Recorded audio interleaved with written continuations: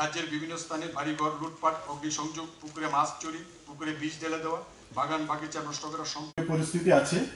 ছোট্ট করে আমরা বইটি করেছি, খুব ছোট্ট করে। পরবর্তী পরিস্থিতির সাথে দেশীয় এবং মৎস্য সম্বন্ধীয় যুক্ত 3টি ক্ষেত্র মিলে মোট মৎস্যজীবীর সংখ্যা হলো প্রায় 4 কোটি। এছাড়াও মাছ ছোট্ট করে হলো আমাদের দেশের মৎস্যজীবীদের সমস্যা এবং সারা ভারত মৎস্যজীবী কর্মীদের উপর সন্ত্রাস শুরু করে এই সময় রাজ্যের জনগণের সাংবিধানিক গণতান্ত্রিক অধিকার কেড়ে নেওয়া হচ্ছে।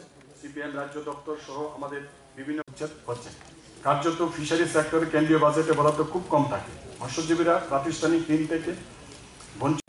সম্মানীয় সভাপতি উপস্থিত আছেন এবং এখানে উপস্থিত আছেন আমাদের 100 কাঞ্চনপুর 50 রিপোর্ট। এই হলো আমাদের সংশোধনী। জীবিকা, বাসস্থান, শিক্ষা, স্বাস্থ্য, কর্মক্ষেত্রে সর্বক্ষেত্রে বঞ্চিত মৎস্যজীবীরা। নয়া উদারবাদী অর্থনীতি জোরপূর্বক প্রয়োগের জন্য বিভিন্ন ধরনের সবাইকে আমার তরফ থেকে এবং সংগঠনের মধ্যে এরকম আমাদের একটা নির্দেশ আছে। তার পরবর্তী সময় আমরা আমাদের জবরদখল করে নেয় দুষ্কৃতিকারীরা। এখন পর্যন্ত 29 জন বামপন্থী নেতাকর্মী খুন হয়েছেন। অসংখ্য নেতাকর্মী দৈহিকভাবে মাঠে গিয়ে আসতে বাধ্য হয়েছে। মোদী সরকার এই ব্লু ইকোনমিক নামে প্রকল্প এনেছে। মুদ্রা ও তার উপকূলীয় প্রকল্পটার হাতে সময় লেগেছে এবং অনেক কিছু বিষয় এসেছে, আমাদেরকে অনেক বাধার সম্মুখীন হতে হয়েছে।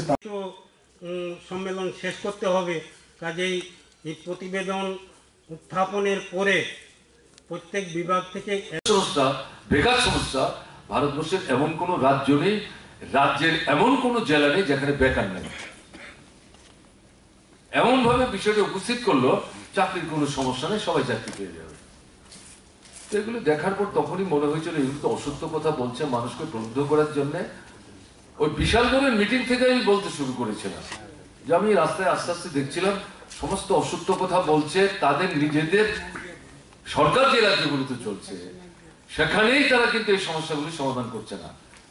এখানে যে বিষয়গুলো বলেছে তার অনেক বিষয় 2014 লোকসভা নির্বাচনে এখন যিনি প্রধানমন্ত্রী এই মুখটাকে উপস্থিত করে তারা ভোট চাইছিলেন, তিনি এগুলো বলে বেরিয়েছেন কিন্তু কিছু করছে না।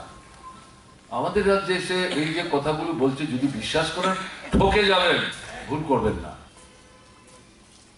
ঠকে যাবেন। কিন্তু মানুষ তো চলো পাল্টে যে স্লোগানটা, এটা অনেকটা ঘরের মধ্যে জিনিসপত্র যেভাবে গুছিয়ে টুছিয়ে রাখেন, এদিকে চৌকি, ওদিকে আলনা, ওখানে টেবিল, ওখানে চেয়ার, ওখানে বইয়ের কাপ। আচ্ছা ঠিক আছে, 1 বছর পর আবার একটু ঘুরিয়ে দেখি না ঘরটা অন্যরকম করলে কিরকম লাগে, ভালো লাগে কিনা। আমি আমার মার কাছ থেকে শিখেছিলাম এটা ছোটবেলায়। আমি দেখতাম আমার মাও এই বছরে 1বার 2বার করে একটা ঘড়ি তো আমরা থাকতাম এই নাড়াচাড়া করে টরে একটু চেঞ্জ করতেন। কেমন না ব্যাপারটা যেন অনেক এরকম। ঠিক আছে, 25 বছর যখন সরকার, বামপন্থী সরকার তো আমাদের ক্ষতি কিছু করেনি, ভালোই তো করছিল। কিন্তু এমন অনেকগুলি বিষয় আছে যেগুলি সরকার করতে পারছে না, কেন্দ্র সাহায্য করছে না। এখন এরাই বলছে যে দিল্লিতেও তাদের সরকার, রাজ্যেও তাদের সরকার, ডাবল ইঞ্জিনের সরকার। ইঞ্জিন ডাবল হতে পারে, চালককে প্রধানমন্ত্রী, তাতে আরো তারা আশ্বস্ত হলেন। তো তারা বামফ্রন্ট সরকার যেগুলো করতে চায় করতে পারছে না, কেন্দ্র সাহায্য করছে না বলে। কেন্দ্রই যখন এখানে এই ডাবল ইঞ্জিনের গাড়িটা চালাবে তাহলে তো আমাদের কোনো সমস্যা নেই, তারাই প্রতিশ্রুতি দিচ্ছে হয়ে যাবে, দেখি না একবার। মানুষ বিভ্রান্ত হয়েছে।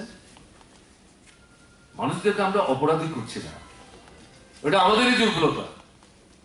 বিজেপি সম্পর্কে এই যে প্রতারণা ছলনা করছে, এই সম্পর্কে তেমন ভাবে মানুষকে আমরা চেতনার দিক থেকে সমৃদ্ধ করে তুলতে পারিনি। কারণ বিজেপিকে তো ত্রিপুরার মানুষ দেখেনি এড়িয়ে যাবে, কোনো আন্দোলনের সংগ্রামে দেখেনি কেউ।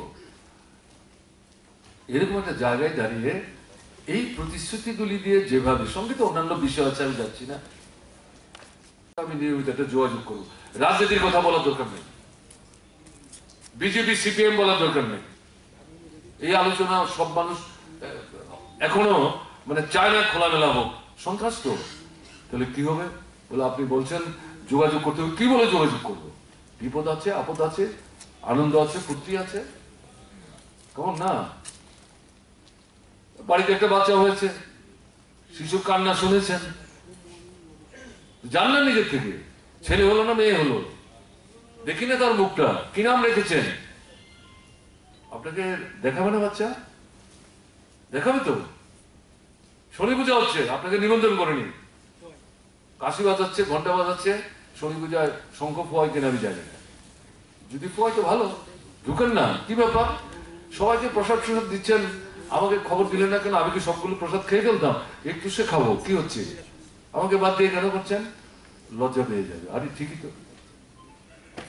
তারপর খবর পেলেন এই বাড়িটার মধ্যে একজন লোক অসুস্থ, বয়স্ক মানুষ, গেলেন, কি হলো? হাসপাতালে নেননি? দিয়েছি তো। কি হয়েছে? এটা প্রেসক্রিপশন দিয়ে দিয়েছে, হাসপাতাল থেকে তো কোনো ওষুধ দেয়নি, তো কি করছেন? পারছি না তো, চোখের জল ফেলছে, এই লোকটাকে তো বাঁচাতেই পারবো না, দুপুরে ওষুধ দিতে পারছে না, দিন তো আমার কাছে প্রেসক্রিপশনটা। বলো আপনি কি করবেন? দেখি না একটু ব্যবস্থা করা যায় কিনা। নিজের পকেট থেকে 8 আনা দেন, পারলে 1 টাকা দেবেন, চা তো এরপরে 3 কাপ 4 কাপ খান, বিড়িতে এখন কম খান, সিগারেটই বেশি খান, কেউ কেউ আবার তুলো লাগানো সিগারেটও খান, একটু কম খান না, এখান থেকে পয়সাটা বাঁচান না।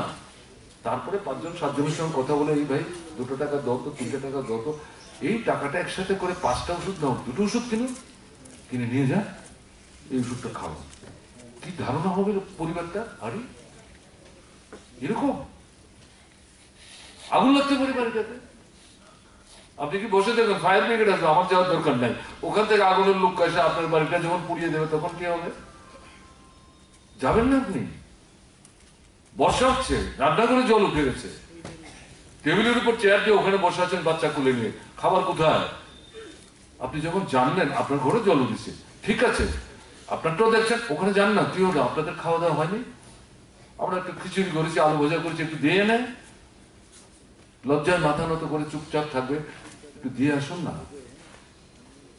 এই যে জিনিসগুলো আপনি করার পর তারপরে যদি আপনি 6 মাস 7 মাস 8 মাস পরে ভোটার স্লিপ দেন, এই বাড়ির লোকটা স্লিপটা ফেলে দেবে, ছুঁড়ে ফেলে দেবে, ছিঁড়ে ফেলবে, অসম্ভব। এই লোকটা এরকম, সে যখন এসছে অমুককে এই সিম্বলে ভোট দিতে, সে নিশ্চয়ই ভালো লোক, না জানলেও দেখবেন সেখানে একটা সিদ্ধান্ত নিচ্ছে। এবং এদের সঙ্গে যখন আপনি এভাবে সপ্তাহে 1বার 2বার যদি কথাবার্তা বলেন, সব দিন গিয়ে ওখানে ঘন্টার পর ঘন্টা কথা বলার দরকার নেই, কথা বলতে বলতেই দেখবেন আজকে কি রান্না করলেন, বলে রান্না তো করেছি, তরকারি করলাম বহুত, 7 দিনে 1বার তো এখন মাছ খেয়ে, আগের মতো তো মাছ খেতে পারে না, কারণ রোজগার নাই তো, পয়সা না থাকলে মাছ কিনবো কি করে? আপনারাই বুঝেন সবচেয়ে বেশি, নিয়ে বসে থাকেন, সেই মাছ বিক্রি হয় না, কেমন না? আগে তো ক্রেতারা গিয়ে নিজেরা প্রতিযোগিতা করতো, হ্যাঁ, 2-3 ব্যাগ ভর্তি করতো, 3-4 রকমের মাছ, কিন্তু এখন ক্রেতা কোথায়? পয়সা না থাকলে যা হয়, রোজগার নাই, মুক্তরাজ চলছে, রেশনের জিনিস পাই না, এগুলো নিয়ে যাচ্ছে। তোমরা বিজেপি করো, RSS করো, বাজারে গেলে তোমরা সস্তায় জিনিস পাও, তোমরা তো আমাদের মাথা ফাটাও। আমরা যে কথা বলছি এগুলো তো তোমাদের পরিবারের কথা, কেন গোলমাল করছো? আসো আমাদের সঙ্গে, না হলে রাস্তা ছাড়া। যদি রাস্তা ছাড়তে না চায়, পরিষ্কার করবেন, পরিষ্কার করতে গেলে যদি সমস্যা হয়, ডান্ডা তো আছে আপনার হাতে, আপনি কি করবেন? এটা বলে দিতে হবে, এটা বলে দিতে হবে, হয়তো গায়ে পড়ে ঝগড়া করবেন। কাজেই এই দৃষ্টিভঙ্গি নিয়ে এগিয়ে যাবেন, তাহলেই সম্মেলন সার্থক হবে। আমি একসাথে সংক্ষেপে আর বলতে পারলাম না, সম্মেলনের সাফল্য কামনা করছি, ভালো থাকবেন, আমার নমস্কার।